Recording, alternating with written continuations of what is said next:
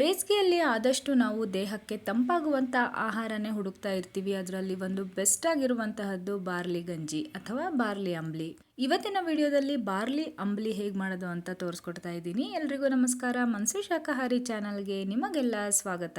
Barley ಅಂಬ್ಲಿಗೆ ನಾನಿಲ್ಲಿ broken wheat ಥರ ಬಾರ್ಲಿನ piece ಮಾಡಿರ್ತಕ್ಕಂಥದ್ದು, ಬಾರ್ಲಿ ರವಾ ಅಂತಲೇ ಹೇಳ್ಬೋದು, ಅದನ್ನು ತೊಗೊಂಡಿದ್ದೀನಿ.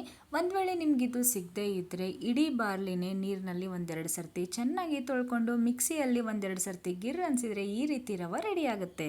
2-3 ಸರ್ತಿ ನಾನು ನೀರಿನಲ್ಲಿ ಈ ರವಾನ ಚೆನ್ನಾಗಿ ತೊಳ್ಕೊಂಡಿದ್ದೀನಿ. ಈಗ ಬಿಸಿ ನೀರಿಗೆ ಹಾಕಿ ಕುದಿಸ್ಕೊಳ್ಬೇಕು. ಒಂದು ಸ್ವಲ್ಪ ಉಪ್ಪನ್ನು ಸೇರಿಸ್ಕೊಂಡು ಇದನ್ನು ಚೆನ್ನಾಗಿ ಕುದಿಸ್ಕೊಳ್ತೀನಿ.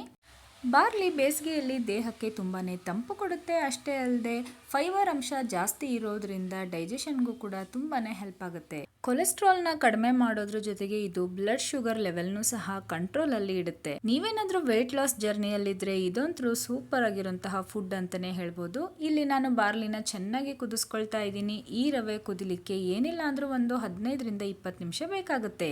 ಬಾರ್ಲಿ ಚೆನ್ನಾಗಿ ಬೆಂದು ಗಂಜಿ ಥರ ಆಗಬೇಕು. ಅಲ್ಲಿ ತನಕ ನಾವು ಚೆನ್ನಾಗಿ ಕುದಿಸ್ಕೋಬೇಕು. ಮಧ್ಯ ಮಧ್ಯ ಮಿಕ್ಸ್ ಮಾಡ್ತಾ ಇರಿ, ಇಲ್ಲಾಂದ್ರೆ ತಳ ಹಿಡಿಯೋ ಚಾನ್ಸಸ್ ಇರುತ್ತೆ. ಇದನ್ನು ನೀವು ಬೆಳಗ್ಗೆ ಖಾಲಿ ಹೊಟ್ಟೆಯಲ್ಲಿ ಕುಡಿದ್ರೆ ತುಂಬಾ ಒಳ್ಳೆಯದು. ಆಗಲೇ ಮಾಡ್ಕೊಂಡು ಕುಡಿಬಹುದು ಅಥವಾ ರಾತ್ರಿನೇ ಬಾರ್ಲಿನ ಬೇಯಿಸಿಟ್ಕೊಂಡು ಬೆಳಗ್ಗೆ ಮಜ್ಜಿಗೆ ಸೇರಿಸ್ಕೊಂಡು ಸಹ ಕುಡಿಬಹುದು. ಚೆನ್ನಾಗಿ ಕುದ್ದು ಇದು ಗಂಜಿ ಥರ ಆಗಿದೆ. ಇದು ಕಂಪ್ಲೀಟಾಗಿ ಆರಲಿಕ್ಕೆ ಬಿಡ್ತೀನಿ. ಕಂಪ್ಲೀಟಾಗಿ ಆರಿದ ಮೇಲೆ ಇದಕ್ಕೆ ನೀರು ಮಜ್ಜಿಗೆ ಸೇರಿಸ್ಕೊಳ್ತಾ ಇದ್ದೀನಿ. ಇದನ್ನ ಬೇಸಿಗೆಯಲ್ಲಿ ಖಾಲಿ ಹೊಟ್ಟೆಯಲ್ಲಿ ಕುಡಿಯೋದ್ರಿಂದ ದೇಹ ತುಂಬಾನೇ ತಂಪಾಗಿರುತ್ತೆ. ಅಷ್ಟೇ ಅಲ್ಲದೆ ನಮ್ಮ ದೇಹನ ಹೈಡ್ರೇಟ್ ಕೂಡ ಮಾಡುತ್ತೆ. ಬೇಸಿಗೆಯಲ್ಲಿ ಸಿಂಪಲ್ ಆಗಿ ಮಾಡ್ಕೊಳ್ಳುವಂತಹ ಬಾರ್ಲಿ ಗಂಜಿ ಅಥವಾ ಬಾರ್ಲಿ ಅಂಬ್ಲಿ ನಿಮಗೆಲ್ಲ ಇಷ್ಟ ಆಯಿತು ಅಂತ ಭಾವಿಸ್ತಾ ಮುಂದಿನ ವಿಡಿಯೋದಲ್ಲಿ ಮತ್ತೆ ನಿಮ್ಮನ್ನೆಲ್ಲ ಸಿಗ್ತೀನಿ. ನಮಸ್ಕಾರ.